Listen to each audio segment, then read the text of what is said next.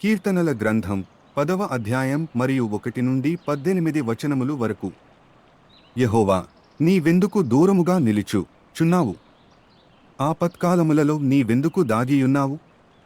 దుష్టుడు గర్వించి దీనుని వడిగా తరుముచున్నాడు. వారు యోచించిన మోసక్రియలలో తామే చిక్కుకొందురుగాక.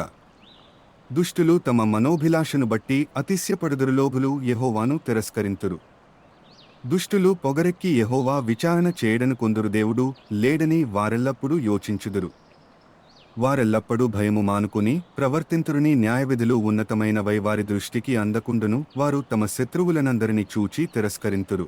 మేము కదల్చబడము, తరతరముల వరకు ఆపద చూడము అని వారు తమ హృదయములలో అనుకొందురు.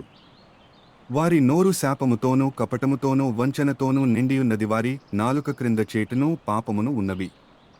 తామున్న పల్లెల ఎందలి మాటు చోటులలో పొంచియుందరు. చాటైన స్థలములలో నిరపరాధులను చంపుదురు. వారి కన్నులు నిరాధారులను పట్టుకునవలెనని పొంచి చూచును. గుహలోని సింహమువలె వారు చాటైన స్థలములలో పొంచి యుందురు. బాధపడు వారిని పట్టుకున పొంచి యుందురు. బాధపడు వారిని తమ వలలోనికి లాగి పట్టుకొందురు. కాగా నిరాధారులు నలిగి వంగుదురు. వారి బలాత్కారము వలన నిరాధారులు కూలుదురు. దేవుడు మరచిపోయెను, ఆయన విముఖుడై ఎప్పుడునూ చూడకుండును అని వారు తమ హృదయములలో అనుకొందురు. యెహోవా లెమ్ము, దేవా, బాధపడు వారిని మరువకని చెయ్యి ఎత్తుము.